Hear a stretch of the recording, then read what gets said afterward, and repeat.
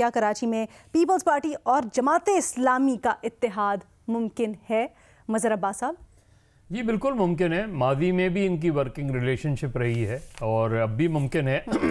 और मेरा ख्याल है ख़ुद जमात इस्लामी, क्योंकि ज़ाहिर है हाफिज़ नईम जो है इस वक्त सबसे स्ट्रॉन्ग पोजीशन में है। जमात इस्लामी चाहे पीपल्स पार्टी से इत्तेहाद करे या पीटीआई से इत्तेहाद करे, हर दो सूरतों में जो है मेयर जमात इस्लामी का आना है।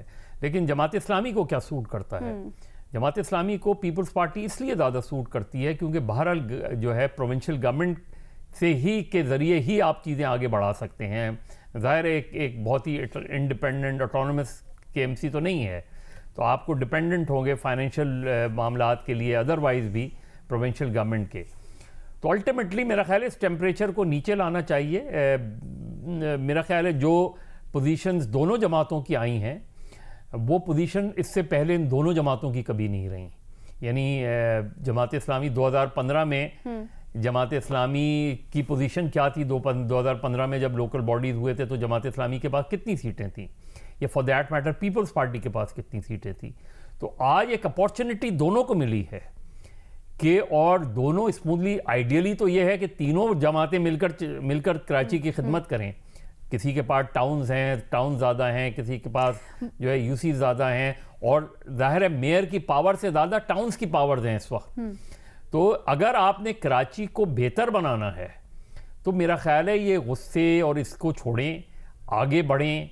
4-5 सीटों का मामला है, 4-5 सीटों का मामला एक प्रोसेस में हल हो जाएगा इलेक्शन कमीशन पे। इसको नाक के मसले मसाइल से ना जोड़ें अगर कराची को आगे बढ़ाना है। आप देखें प्रोटेस्ट का सबसे ज़्यादा नुकसान किसे होता है? यानी जिनके खिलाफ आप प्रोटेस्ट कर रहे होते हैं उनको तो उन पे तो कोई मसला नहीं होता। सफ़र कौन करता है? लोग सफ़र करते हैं। जिनकी वजह से आप एहतजाज कर रहे होते हैं सबसे ज़्यादा वो सफ़र कर रहे होते हैं। तो मेरा ख्याल है 88, 91, 94 ये जो यूसीज के झगड़े हैं, इसके बजाय एक तय करें, इलेक्शन में कमीशन पे चले जाएं, जो भी जिस तरह तय होते हैं, लेकिन एटलीस्ट आप इस चीज़ को टेम्परेचर को डाउन करें, क्योंकि कराची के मसले बहुत हैं। मेयर जब भी बनेंगे हाफिज नईम साहब ऑपोजिशन में रह के बहुत अच्छा होता है, लेकिन जब आप मेयर बनता है तो कोई भी मुख्तलिफ होती है, तो आपने आगे बढ़ना है। तो आइडियली पीपल्स पार्टी और जमात इस्लामी का सूट इसलिए करता है क्योंकि आपने अगर मेयर जमात इस्लामी का होगा, जमात इस्लामी पे शहजाद, आप इस राय से इत्तेफाक करते हैं कि जमात इस्लामी और पीपल्स पार्टी ज़्यादा बेहतर एलाइज हो सकते हैं? क्या अगर पीटीआई के साथ कर ले तो ये एडेड बेनिफिट नहीं होगा कि थोड़ा पीपल्स पार्टी को श्रिंक करने में भी मदद मिलेगी इन दोनों जमातों को? देखिए, पीटीआई से इत्तेहाद करने की एक वजह तो सिंपली ये हो सकती है क्योंकि सीटों में इतना ज्यादा फर्क है, तो वहां कोई नेगोशिएशन नहीं होगी, डायरेक्ट हाफिज नईम साहब मेयर बन जाएंगे। ठीक है। और दूसरा ये कि वो पीपल्स पार्टी पे इल्जाम लगा रहे हैं कि आपने इलेक्शन कमीशन के साथ मिलकर इलेक्शन रिग किया है, तो फिर एक सियासी अलायंस पीटीआई के साथ इस तरीके से बन सकता है। लेकिन मैं मज़हर साहब की इस बात से मुत्तफिक हूं कि मेयर, क्योंकि ऑब्वियसली जब केएमसी में आप होंगे, लोकल गवर्नमेंट को सारे जो फंड्स हैं, जो रिसोर्सेज मिलने हैं, जो इख्तियारात मिलने हैं, वो सूबाई हुकूमत से मिलने हैं। और ये तो मेरे ख्याल से अगली हुकूमत भी पाकिस्तान पीपल्स पार्टी की सिंध में नजर आ रही है। तो अगर वो अपने आप को 5 साल के मेयर के तौर पर देख रहे हैं और डिलीवर करना चाहते हैं, तो फिर रिसोर्सेज, वसाइल उनको सिंध हुकूमत से ही मिल रहे हैं, तो वो एक ज्यादा प्रैग्मेटिक उनके लिए अप्रोच होगी कि वो पीपल्स पार्टी के साथ मिलकर डिलीवर करें। और ये बात बिल्कुल ठीक है मज़हर साहब, क्योंकि कराची को बड़े अच्छे तरीके से जानते हैं, और जो कानूनी निज़ाम भी है बल्दियाती, उसमें केएमसी के पास तमाम पावर्स नहीं है। जो डीएमसीज है, डिस्ट्रिक्ट्स हैं, कचरा उठाना, जिसकी अक्सर तनकीद मेयर के ऊपर होती है, लेकिन वो वहां पे क्योंकि डीएमसीज बनी हुई है, वो उनके पास भी इख्तियारात हैं। तो हो सकता है कोई ऐसी सेटलमेंट हो कि हाफिज नईम साहब मेयर रहें, और मेरे ख्याल से जिस तरह उन्होंने परफॉर्म किया उनको रहना भी चाहिए, और पीपल्स पार्टी से वो सेटलमेंट कर लें टाउन्स के हवाले से कि टाउन्स पीपल्स पार्टी शायद जहां पे वो जीती है वो ज्यादा रख ले और मेयर जो है नईम साहब बन जाए। बट क्योंकि सिंध हुकूमत अगली बारी भी नजर आ रही है उनकी, क्योंकि इंटीरियर सिंध में उनका वोट बहुत ज्यादा है, तो ऐसा लगता है कि ये बेहतर चॉइस कमेंट है। क्योंकि एक तरफ तो सब ये जो इंतखाबात हुए हैं, इंडिपेंडेंट ज़राए भी इसके ऊपर शदीद तहफ़्फ़ुज़ात का इजहार कर रहे हैं, और दूसरी तरफ पीटीआई है जो कि कह रही है कि हम अगले इंतखाबात में 2/3 लेंगे और उसके लिए कराची की सीट्स भी उतनी इंपॉर्टेंट होगी। तो आप यहाँ पर नहीं देख रहे कि कराची में पीटीआई स्ट्रॉन्ग? कराची में तो होगी, लेकिन सिंध हुकूमत तो सिर्फ कराची के बेसिस पे नहीं बनेगी ना। वो तो ऑब्वियसली जो मैंने कहा कि इंटीरियर में वोट जो है पीपल्स पार्टी का काफी ज्यादा है, अब तक कोई ऑल्टरनेट नजर नहीं आता। तो सिंध हुकूमत मुझे लग रहा है कि सिंध से पूरी तहरीक चलाई थी पिछली दफा लॉन्ग मार्च के लिए, उससे तो कहते थे ना उसमें भी बड़ा पीटीआई बेशक सीट जीत जाए कराची से, लेकिन मैं कह रहा हूँ सिंध हुकूमत जो है वो मुझे लग रहा है कि अगली बारी भी पीपल्स पार्टी की होगी। तो इसलिए अगर उनको वसाइल चाहिए सिंध हुकूमत से चाहिए होंगे तो वो बेहतर चॉइस इस हिसाब से हो सकती है नाइम साहब के लिए। अच्छा, that is my exact point. इससे पहले कि मैं आगे बढ़ूं, मैं मजहर अब्बास साहब, क्या आपको लगता है कि उसूली मौक़िफ़ से पीछे हटना इस वक्त सही बात होगी? अगर ये जो धांधली के इल्ज़ाम जिस तरह से इंतखाबात हुए हैं सारे के सारे, ये ज़्यादा फायदेमंद? देखिए, धांधली के इल्ज़ाम के साथ 2018 में भी आप गए ना पार्लियामेंट में, यानी वो इल्ज़ामात आपकी रिजर्वेशन अपनी जगह होती हैं और उनको आपको रखना चाहिए और उसको एक लीगल प्रोसेस में जाना चाहिए। लेकिन ये तो बताएं, ये जो सिर्फ बट उस वक्त आपने ही कहा था कि बॉयकॉट करना चाहिए था। नहीं, देखिए, नहीं, वो तो मैं एमक्यूएम के हवाले से कह रहा हूँ। एमक्यूएम के हवाले से मैं अब भी कहता हूँ कि एमक्यूएम के बॉयकॉट उनको पॉलिटिकली बेनिफिट करेगा। उसकी वजह क्या है? उसकी वजह ये कि इस वक्त एमक्यूएम अगर इलेक्शन में हिस्सा लेती तो एमक्यूएम पाकिस्तान अपने सिंबल से लड़ती, पीएसपी अपने सिंबल से लड़ती, फारूक सत्तार अपने सिंबल से लड़ते, इसलिए कि वो तो हो चुके थे। लेकिन ओवरऑल अगर आप देखें तो सिंध के 2 फेजेस के इलेक्शन हुए हैं। पीटीआई ने और पीटीआई और जमात इस्लामी सिर्फ कराची पे प्रोटेस्ट कर रही है। क्या हैदराबाद में वो सेटिस्फाई हैं? क्या मीरपुर खास में वो सेटिस्फाई हैं?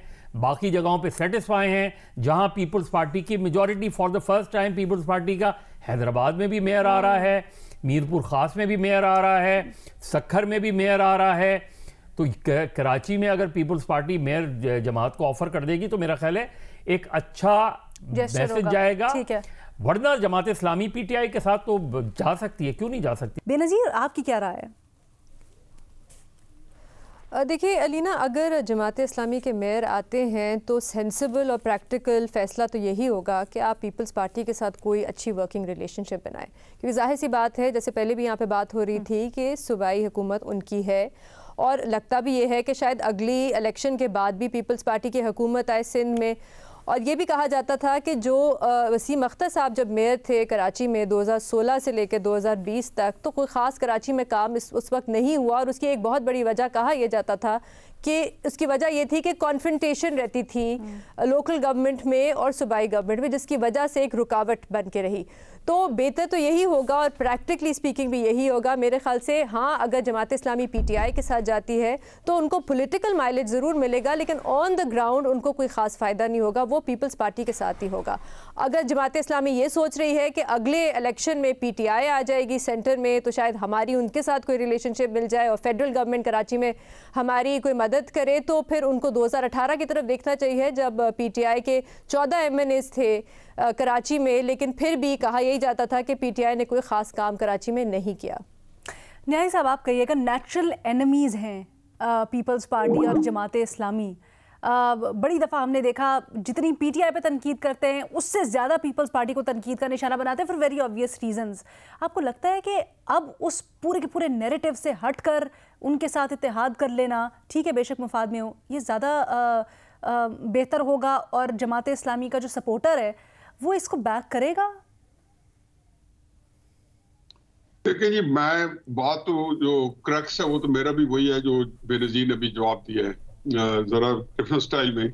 ये नेचुरल एनिमीज क्या होता है, यानी कि पीपल्स पार्टी और तहरीक इंसाफ को मैंने खुद, बल्कि जरदारी साहब को, इमरान खान साहब को मार्च 2018 में यहाँ लाहौर चेयरिंग क्रॉस में एक ही स्टेज पे इकट्ठे देखा है। और फिर नेचुरल एनिमी सारे एक दूसरे के खिलाफ है। जमात इस्लामी पीपल्स पार्टी के खिलाफ है, जमात इस्लामी पीटीआई के खिलाफ है, पीटीआई जमात इस्लामी के खिलाफ है। देखिए, थोड़ी बात समझने की कोशिश करें, मदर साहब ज्यादा इसके बारे में बेहतर जानते हैं कि पीटीआई के जो इमरजेंस हुई है वो वैक्यूम, जो अगर जो भी फितरी तौर पर हुई है मैनिपुलेशन से हटके, वो एमक्यूएम ने जो वैक्यूम छोड़ा है या पैदा हुआ है, उसके एक वाइड पैदा हुआ है, वो पीटीआई ने फिल इन किया है। अब जमात इस्लामी ने भी वही वैक्यूम जो है वही फिल इन करना है कि जो एमक्यूएम में भी कुछ उससे मिला है और जो पीटीआई जो श्रिंक हुई है या जो कुछ उसके पास था वो जमात इस्लामी को मिला है।